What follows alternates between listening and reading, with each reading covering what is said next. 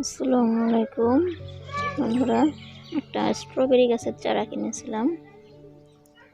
সেখান থেকে দেখুন গাছটা অনেক সুন্দর হয়েছে কিন্তু, এবং গাছ থেকে অনেকগুলো ফুল ফল সবই হয়েছে আলহামদুলিল্লাহ। এই দেখুন কতগুলো ফুল, এই দেখুন ফল।